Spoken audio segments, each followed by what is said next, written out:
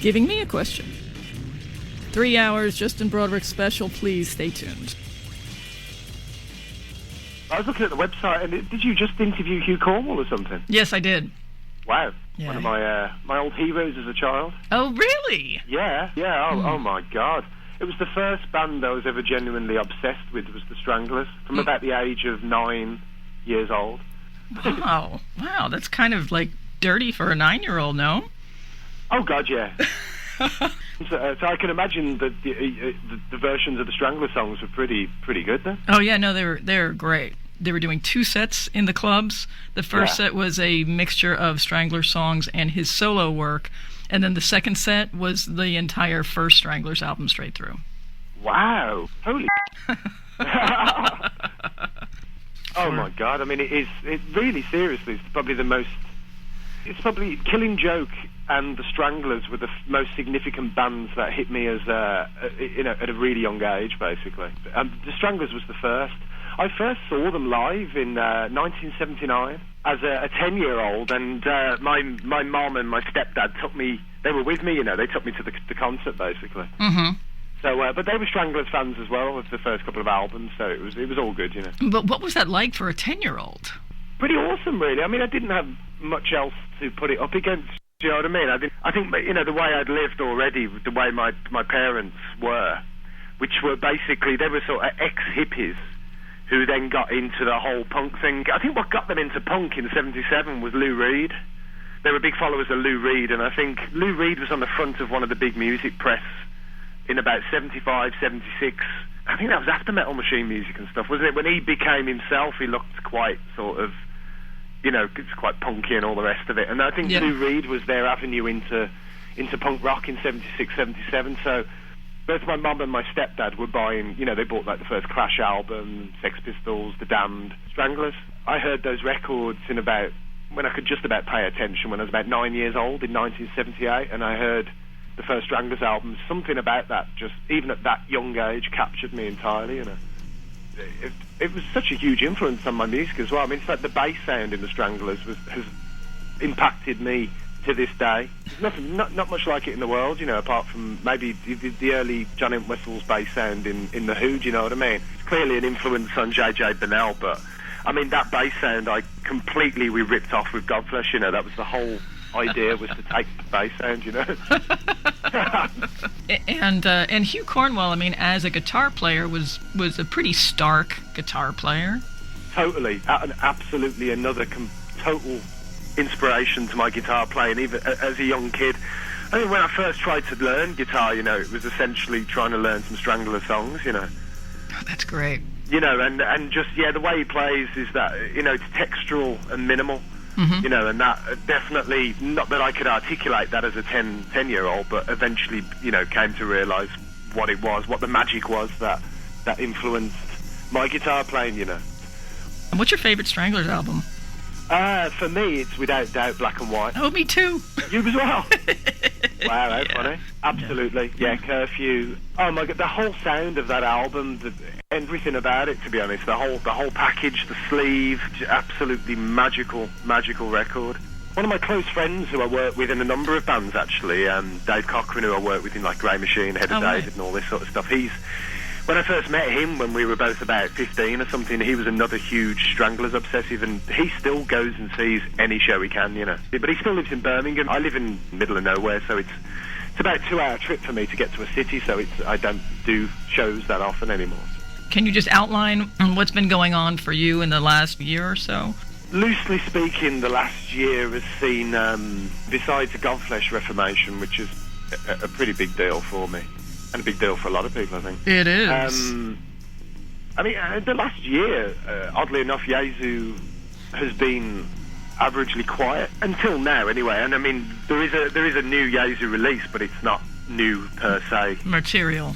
Exactly. Yeah, It's a double CD reissue, essentially, on Hydra Head of the first Yazoo release, which was on a very tiny UK label on a limited CD pressing. It was actually recorded after the self-titled Yazoo album, but the Yazoo self-titled album, there was a few scheduling things with Hydra Head where it didn't really come out until about a year after I completed the album, I had an Avenue and a couple of songs which I extended, which were the Heartache songs, on a label which was a tiny UK label, which didn't have any scheduling issues whatsoever, so they put it out real quick, in 2004.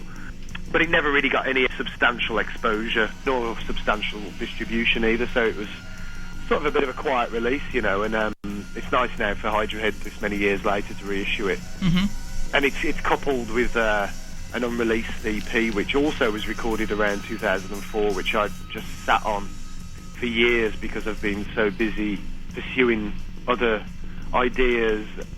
Sometimes I think a lot of people are probably aware of this with the whole industry, and that scheduling can become a really big thing. If a label can't fit in a release within an X amount of time, it can sit and stew, and I can end up working on something else in the interim. I get impatient with records, I'm one of them people who once I finish the record, I want it out, and it can be quite frustrating to find out that the schedule with a label doesn't permit this, it can be 9, 12 months down the line. I mean, by the time a record comes out, sometimes I've left that record, Right. And it's funny then you're talking about it again and all the rest of it. So I mean that's the deal with Yazoo. I mean, amongst the last year, prior to the last year, I feel myself, and I think a lot of people feel the same, that Yazoo releases were saturating the world. I was quite enamoured with releasing as much as possible because I was writing a lot and I was recording a lot. It took a lot of these releases for it to just occur to me that I should just try and slow down, But the Godflesh reunion thing was a nice... Once we actually agreed to do the Godflesh reunion thing, a lot of my time was spent going back to those songs, and rehearsing again and rewriting drum rhythms, etc., etc. So it was good, really. It stopped me from consistently writing Yazoo material. Okay. But I have been writing it, and there's a new... I've been working for about the last year, quite literally, at demoing the new Yazoo album, which will come out probably around May next year, basically. So I've just been working. It's just nice to have this release, the Heartache and Dethrone thing as a, because I'm not aware that not that I can remember that there hasn't been a single Yazoo release this year prior to this. So it's good to get some of the old stuff out to a larger audience. Yeah, exactly. I mean, I was very proud of the Heartache release anyway, and felt it needed to be exposed as much as like previous Yazoo records like Conqueror and Silver and stuff. Mm-hmm. So it was really nice to get it out on Hydra Head and for them to actually start getting it around again, basically. Back to the Godflesh reunion, how did it actually come about? It was... the catalyst for the reunion was pretty much the Hellfest, or previously known as Furyfest. Mm-hmm.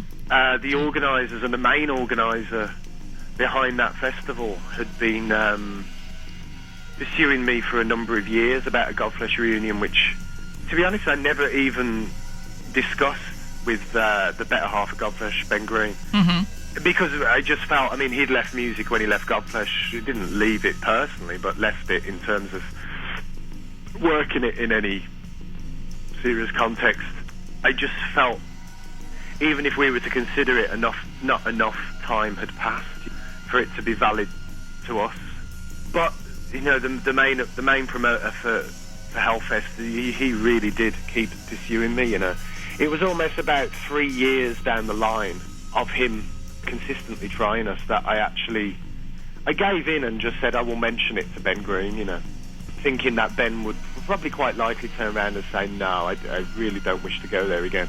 Mm-hmm. For me, it was, I didn't even really take it that seriously until I mentioned it to Ben, because I just considered he wouldn't do it. But oddly enough, as soon as I mentioned it to Ben, he seemed quite immediate about that we should do it again, which I found a real pleasant surprise, So really, once Ben agreed, I just got into mode, quite literally just started to really take it quite seriously, like, can we really do this? I think it was more we needed to get back in a room again together and stuff, which is, once we did, it was just immediate to us that the spark was still there, And for me, I think a lot of people had considered, maybe myself included, that since I'd been focused upon Yazoo for the last 6 to 8 years or whatever it is, which is obviously a completely different context. Well, it's not a completely different context. The performance and delivery is a different context to Godflesh, quite obviously. You know, with Yeazer it's a somber thing. With Godflesh it was about rage. It was questionable for myself whether I could go back to that mode, you know, but it's quite obvious that it was very easy for me, that this rage, anger, frustration, a lot of the emotions that were expressed through Godflesh had never gone away, you know. They'd probably just become a tad more articulate, and made, but everything was still there. It'd never been removed. You know, for me, I can't do anything that's fake anyway, you know. If it involves faking emotion, which, you know, for me music is all emotion, then it's a pointless activity, irrespective of finances or anything else that's involved with it. It immediately occurred to us upon playing together that you know, these emotions have never gone away. You know, it was a joy, a perverse joy, I guess, to actually go back to the old material and rage again at our tender ages. You know, there's so many people that are so grateful that you're doing that again. We're only just really, it sort of snowballs, you know. We've done very little really, and it's all been in Europe so far.